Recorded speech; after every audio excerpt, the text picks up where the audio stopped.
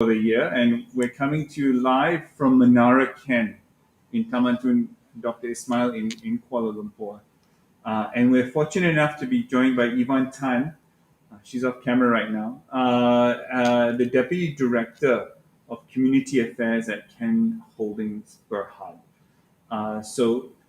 Today, and we're also coming live to you from this lovely office co-working space in Menara KEN. So, Yvonne, thank you for joining us. Hi, thanks, Yvonne, tell us, before we get started, tell us a little bit about yourself and what you do at the KEN Group. Okay, so I handle the leasing of the building as well as our event space, rentals, and recently, of course, the co-working space is now under my arms as well. Okay, great. So yeah, that's pretty much it. Keeps you busy. I mean, I think we've got a gorgeous view of what I'm looking at now. Half of KL from your building. It's a wonderful spot here. Yeah. But what is unique about your building here at Menara KEN? So our building is a multiple award-winning building. We are green rated as well, certified by Nordin, Singapore BC Green Mark, and also Green League, that's the Malaysian Green League. So we're all platinum rated. It's a green building, unlike any other. If any of your viewers had a chance to visit, they will realize that it's very different from the conventional office. So usually normal offices you would come in during the day, and at nighttime it's very quiet at the lobby area. Whereas for our building, we try to make it different. We want the building to be alive throughout the day. So therefore, our ground floor we have our performing art theatre. So if after the day crowd is gone, the office crowd is gone, then nighttime, when there are shows, the building will still be alive. There is movement around the building, so anyone who even wants to come back to work at night, they will feel safe to do so because there is always life happening around. Okay, so those guys who are burning the midnight oil can do it safely here in your venue, which is awesome. Of course, I'm going to get into the other spaces later because I think there's some gorgeous. I just love your idea of big windows. I mean, for me, I'm not an architect, but I love space and I love that luxury of space now, and that luxury of view is often lost in downtown. Now, what makes this a green building? How have you made it a green building? What have you done to make this space viably green? But also, a lot of companies are now shifting, especially after we saw with COP 23, 26. I can't remember how many COPs we've had. A lot of people are looking for green space. So how have you done it? Okay, I guess the term being green is very broad, but the most basic, of course, you have plenty of natural light. Also, if you look at the center of our building, it's a giant void. The natural light just penetrates through. So even the atrium of it, like from one office to the other end, you can see through and through, and it's just bright light. Like you don't need much light. Even in the office space we're in now, you don't need much artificial light. It's mainly natural light. So that's one of it. There are many technical aspects as well. There is also the direction the building is facing. So you don't get too much direct sunlight. It's more indirect because of the direction of the orientation of the building. Yeah. Okay. Nice. So that's the building orientation, and then we've also got rainwater harvesting as well in the building. Okay. So we've got a huge tank up top, so that is used for our landscape irrigation. Okay. Yeah. So then also our facade glass. It's also there's a mirror finish, but not too how do I say it? It's it's not too dark, Yeah, dark yeah, tinted. You can yeah, still see exactly. through, but from the outside you can't really see in. Okay, But on the inside you can you see. see It's like out. it doesn't look like it's tinted. Yeah, You know what I exactly. mean? No, you're definitely in the environment. Yes. You know, that's Yeah. kind of the feeling I get. You know. Correct. Yeah. Okay, nice, nice. Now, I wanted to ask you more about some of the facilities for business here, and then also for community. You know, one thing that you mentioned earlier is before, you know, people just, this is a building, go to work, go home. Mm. You know, how do you incorporate the community into your space? Okay. So firstly, of course, we do have a gym on the rooftop. So Mhm. that's where people who live around the area, we can just use the gym, and there's also like F&B outlets in our building. So recently also we've just signed on a tenant to take on the whole ground floor. Okay, So what tenant are you allowed to tell me, or are we gonna like wait for the media to make the maybe announcement? we wait for them to like Okay. officially announce that. Okay. But yeah, we've Is it signed yummy? Is it good food? It is. It Okay, is. I'm happy.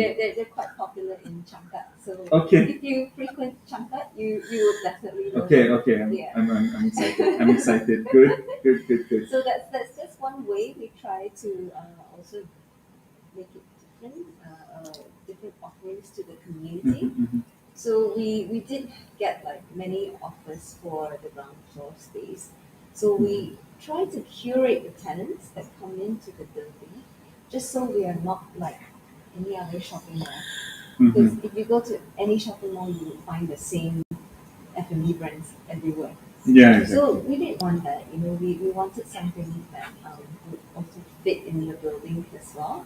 So provide offerings to the tenants, to the residents, so we would have like all day dining, from Mhm. morning to late at night. It serves the theater crowd, and if anyone's having events in the building, they can also go down for a drink, or Mhm, also mhm. go to the catering. Okay, nice, nice, exciting. I know we've got some footage of some of the. Do we have it with us? Uh, we'll try and play it in a short while to look at some of the facilities that we've got. Now, one of the things that I also wanted to talk to you about was the event spaces. You know, most office buildings won't think to put a theater in place. You've got a theater, you've got a gallery, you've got what else do you have? I mean, you've got a permanent gallery and you've got a space available. Yes. What was the thinking behind a permanent gallery? You know, what is there and what were you thinking? Or was it someone else thinking? What were they thinking? So that would be my chairman's thinking. So basically, from the get go, I guess there's always a thought of him wanting to share his collection with the public, because he loves collecting art. Mhm. And usually, art collectors, they would only enjoy the art pieces at home if you have sufficient wall space, Yeah. of course. If you don't, it's just kept stacked together in the storage somewhere. Mhm. No one sees it.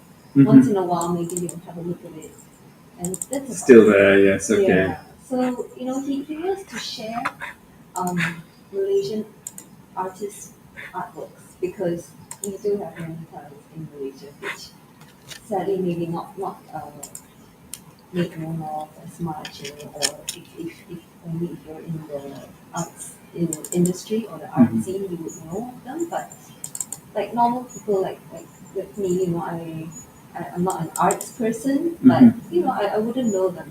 So Yeah. it's really nice to know of them through this permanent gallery. Okay, nice. So Nice. it's a mixture of art pieces. You've got mixed media and like charcoal work, oil, Mhm. watercolor, a whole variety. So um, we do switch it up once in a while. So we won't tell you when. So Okay, that's the key for you to come back come more back often. again, enjoy it at again. random times. Okay, Yeah. good. So this art gallery, this permanent art gallery also kind of drew attention to this international school. Okay, So they did approach us and said like, hey, we want to bring our year three or year four students over okay, for art class. okay, And we're nice. like, wow, how many students are we talking? And Yeah, they're like, probably about 90 students. 90 Yeah, so they did it all at in once. like I was, not yeah, not all at once, yeah, thankfully, because that yeah. would be too much. So we were a bit worried. But Okay. they got help from teachers, from parents to be chaperones. Oh, lovely, lovely. Yeah, so they had like one parent or teacher to like three or four students. So they Okay. like have to look after these groups of students. Little clusters of children. Yeah, Lovely. yeah. So the teachers were amazing. I mean, they planned a class around it. So Mhm. they had like where's Waldo? Yeah, They yeah. have to like search for it. So they did it something like that. So they were all given like sheets of paper and like, okay, try to find this painting. So Mhm. they only took like one portion of the painting, try to find it, Okay. write the name and the artist. Oh, So it nice. got them to go around You've and got to actually see the look at whole all. thing. Yes. Yeah, no, I visited. I've had a look at that. It's a gorgeous space, well curated as well, and more importantly, it captures an important piece of Malaysian art history. Which I think is important for especially those international school children who come to Malaysia. Yeah. Of course, there's the physical reality of what goes on around Malaysia, but there's what an artist captures is something very different in many cases. So it's wonderful to see. Now, we are in this gorgeous space upstairs on the 11th floor. It's your new venture, your co-working space. I think is the Yes, right co-working term. space. I always keep saying the service office, but it's not the right term, right? Yeah. So one, it looks great, and it's in a wonderful location, and there's plenty of comfortable seats, as you can tell. I'm the big fan of sitting on a comfortable seat with a laptop. Yeah. Now, COVID-19 has changed so much around the way we work. What what does this co-working space offer to those people, especially in the kind of KLPJ area, who now realize, yes, they may be working from home, but you still need an office address, right? You Yeah. still need a place to do things. What was your thinking there? So for co-working office, I think it would suit people who don't require a large office space. Because if you like, let's say you're just a startup, you don't need a huge 1,700 square foot space like Mhm. what you get for Yeah. shop lots. Yeah, Right? exactly. Then you would have to do renovation. You have to worry about electricity bills Mm. and like any other administrative things like changing your light bulbs, servicing the aircon, that sort of thing. Mhm. That kind of adds up, Yeah, it for a does. small business. Yeah. And if if you don't find the right location, then it's going to be hard for customers to come by Mhm. to find parking for shop lots. Yeah. It's a hassle. It's- I don't think it's hassle. Another word that starts with H, but I don't think we should use it here today. Yeah. So go Yeah, ahead. so with the co-working office, you can just come in. It's fully furnished and also you have the offerings of Mhm. just needing a desk, or if you don't need like a fixed desk, you can just like walk Mhm. around this area, this office lounge we're in Okay. right now. So you've got internet, air conditioning. It's comfortable. Okay, great, Yeah. great, excellent. No, I really enjoy the space, and it's nicely appointed. And one of the things that I think that I've seen change now with this co-working, or just what COVID has done to the way we work. Uh, yes, you want to have this work from home option, but at the same time, if you're only limited to home, it is a painful experience. Yeah. So every once in a while, it's like, okay, I'm just going to go down to the quote unquote office and do something. I need to like write a letter, or I need to, for me, it's my letter to editors. Like, okay, I need a space. Spend 2 hours, get the job done, drink some good coffee, maybe two good coffees, and then enjoy getting that work done in a space that is viable. So I think this is one of the things that I like about the space. I mean, it's plenty of space as well. Yeah. And I think that is where people start to realize you don't want to be jammed in with a lot of people. You want to be in a comfortable location with a nice cup of coffee. I need some coffee. I think this is probably what, Yeah. you know, I'm, I mean, you could also meet other people from other businesses, and maybe you somehow collaborate together, or yeah, exactly. or get assistance from them. You'll never know. So that's the beauty of co-working office. Exactly that Yeah. collaborative, Yes, that happy moments, like a community in itself. Exactly.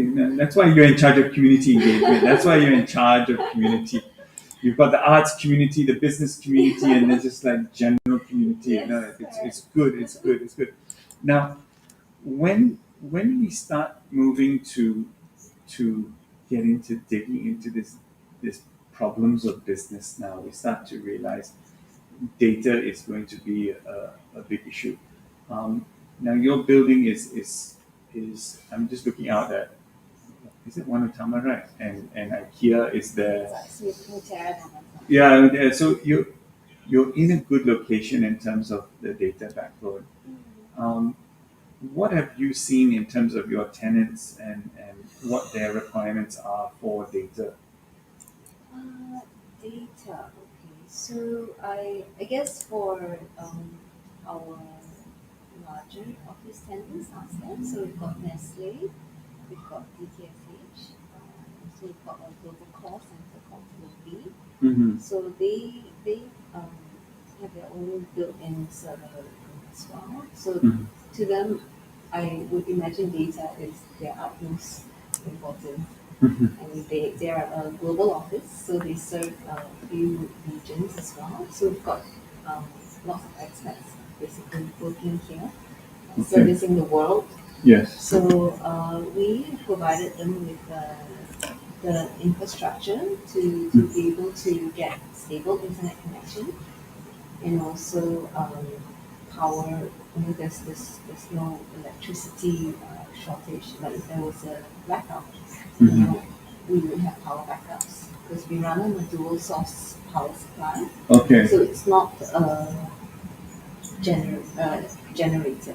Okay. What's the difference? Tell me what's a dual source power So with supply? dual source, we take our power supplies from two separate substations, Okay. which are in two separate locations. Okay. So if like Why didn't anyone think of this before this? Okay, now I'm learning stuff today. It's because wonderful. I guess the general thing to do is get a generator. Okay. But the thing about generators is you don't know whether it works until there's a blackout. Yeah, So if touch wood, there's a blackout and your generator doesn't work. that's it, folks. Yeah. Yeah. No, because Right. that's my next question I'm coming to is this idea of sustainability. You're talking about green buildings, you're talking about sustainability, Yeah. and now you want to get to this point where, look, we thought about these problems because, okay, it's like, oh, I've got a windmill on top that's going to generate enough power for you in case of this. You know what I mean? It's like great idea, but is it enough to get me through this thing? So, how important has sustainability become for your customers in terms of getting the physical space right? Because for me, that's where you see a lot of corporations, oh, your carbon footprint, your energy, you're sucking this amount of energy, you're doing that. How important has that become for your, especially your big multinational corporations who are now saying, hey, this is where we're going to set up? Yeah. So basically, I would say our building, one of the most attractive or rather special, unique thing we have is our air conditioning system. Mhm. So for normal offices, they would turn on the air conditioning from 8 to 6. At Mhm. 6 p.m. it's turn off, you either put in your own air conditioning or you work with fans. Mm. So back then, when we were designing the building, we thought that that was not really the key factor of a grade A building. You Yeah. know, like we went to our lawyer's office in gardens. Yeah. So at 6 o'clock, we were halfway having a meeting, and then we see people Starts. bringing in fans. Yeah. We're like, Start what's sweating. going on? Yeah. It's supposed to be a grade A office, and they were like, oh no, so sorry, you have to see this. Yeah. It's not nice. It's like a vampire, but a sweat vampire. Yeah. Sorry. Yeah. Yeah, I digress. Yeah. Sorry. So, It's cool. We like digressing. Maybe we'll digress for coffee. Yeah. Yeah. So with this, they can actually control the air conditioning anytime they want. So Mhm. it's based on zones. Like you can see here, this is one unit by itself. Okay. So there's another unit there. So if we're just working in this area, we can just turn on this area, Okay. and the tenants just have to pay for whatever they use. So what they are charged for their Usage. usage, yes. So Okay. it's based on the meter reading. So say the HR department needs to come back last minute to do their payrolls. You know, Yeah. it's a weekend, Mm. it's a public holiday. They have no choice. They just come in, turn on the air conditioning for that area, and do their work. Okay. They It's come that in simple. at night as well, past 6 p.m. if there's air conditioning, no issues. Okay. So, Yeah. and you have it metered, so you literally know like this is how much it's going to cost you Yes. per day, per hour. Happy moments. Yeah. Simple management decisions. Yeah. As So a it takes it costs more upfront for us to implement all of these because it's quite costly to Mhm. do it. But you know, we thought that it should be the way for a grade A platinum grade office Okay. to be able to provide such flexibility and also convenience to the tenants. Okay. Okay. Nice. So Nice. with I mean going on sustainability, it's again a very broad topic. You know, Mhm. people think sustainability is just about recycling, but it really is not. You know, Yeah. it's how you are able to sustain something. You know, without Mhm. depleting resources elsewhere. Okay. So I mean, like for us, you know, we do have our rainwater harvesting tank. Mm-hmm. So that's one way we reuse our resources, our natural A natural like resources, that you know, literally without fall out of wasting. the sky. Yeah, without wasting clean water.